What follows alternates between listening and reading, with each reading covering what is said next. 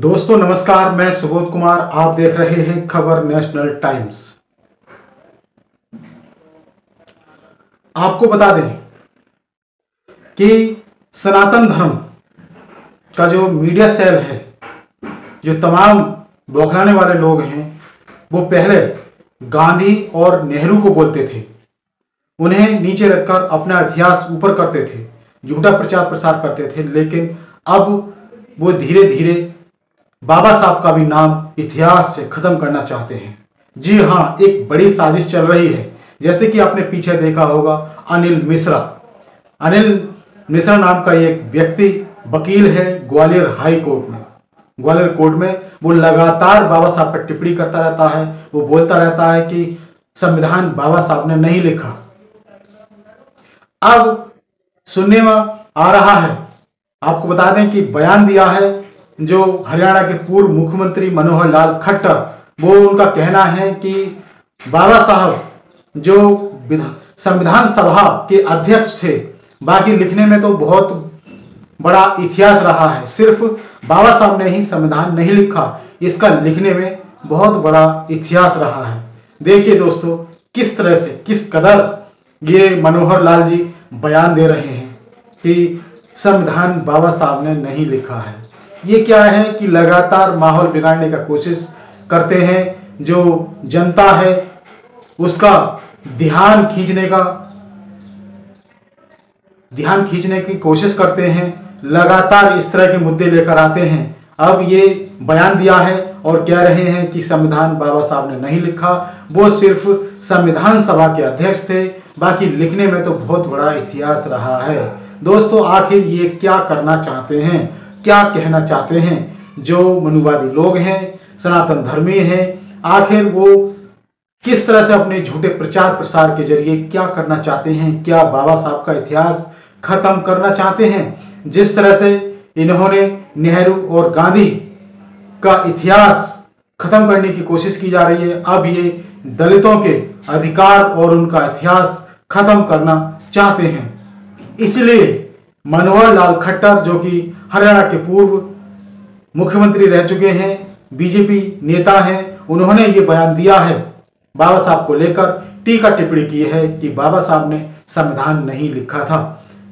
बाबा साहब की भूमिका नहीं रही है संविधान लिखने में। उन्होंने साफ साफ बोला है कि बाबा साहब जिनकी बात कर रहे हैं, डॉक्टर भीमराव अंबेडकर, वो तो सिर्फ संविधान सभा का गठन किया गया और संविधान सभा के अध्यक्ष थे, जो ड्राफ्टिंग कमेटी थी उसके अध्यक्ष थे, बल्कि लिखने में उनका योगदान नहीं रहा है। बल्कि सच तो ये है कि बाबा साहब ने 24-24 घंटे लगातार कई रातें जगकर संविधान की रूपरेखा तैयार किया, मसौदा तैयार किया।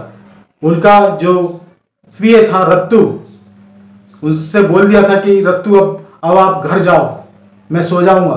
तो रत्तू घर नहीं गया, वो वहीं पर खड़ा रहा, देखता रहा कि आखिर बाबा साहब कर क्या रहे हैं। लेकिन उस समय बाबा साहब संविधान लिख रहे थे।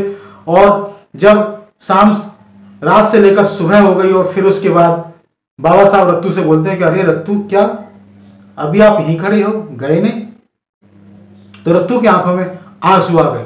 सोचिए, बाबा साहब की उस मेहनत को ये लोग इस तरह से छुपाना चाहते हैं, मिटाना चाहते हैं, बाबा साहब का नाम इतिहास से मिटाना चाहते हैं।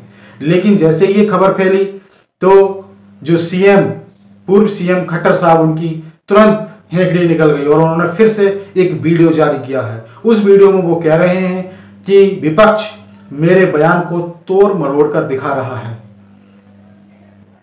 बाबा साहब का तो संविधान के अंदर बहुत बड़ा योगदान रहा है, बाबा साहब का इतिहास रहा है। अब वो अपनी बयान पलटते हुए नजर आ रहे हैं। वीडियो में आप देख सकते हैं कि किस तरह से इस वीडियो में वो कह रहे हैं कि संविधान को लेकर बाबा साहब का बड़ा इतिहास है। मैंने बाबा साहब के बारे में ऐसा नहीं कहा था कि संविधान बाबा साहब ने नहीं लिखा है, कि सिर्फ बाबा साहब ने ही नहीं लिखा है, मेरा ऐसा मानना नहीं है। तुरंत अपने बयान से पलटी मार गए। अब अनिल मिश्रा का क्या होगा, जो लगातार बीएन राव की रट लगाए हुए है, उस बीएन राव की रट लगाए हुए है जो बाबा साहब को चाय पानी इस तरह से नाश्ता, जब भी जो चीज़ की जरूरत पड़ती वो चीज़ देता था। उतनी औकात थी बी एन राव की, लेकिन वो बी एन राव को बता रहे हैं कि संविधान बी एन राव ने लिखा है, और अभी यही बयान खट्टर साहब ने भी दिया था। तो दोस्तों ये इनकी साजिश है, किसी तरह से जो महापुरुष हैं उनको इतिहास से धीरे धीरे करके गायब कर दो। आपको बता दें कि कई बार ये भी सुनने में देखने को मिलता है कि इनके जो कथावाचक होते हैं वो लगातार जो व्यक्ति जिस विचारधारा से नहीं होता, इनकी विचारधारा से नहीं होता, उसको जबरदस्ती अपनी विचारधारा से जोड़ने का प्रचार प्रसार करते हैं, जबरदस्ती प्रयास करते हैं।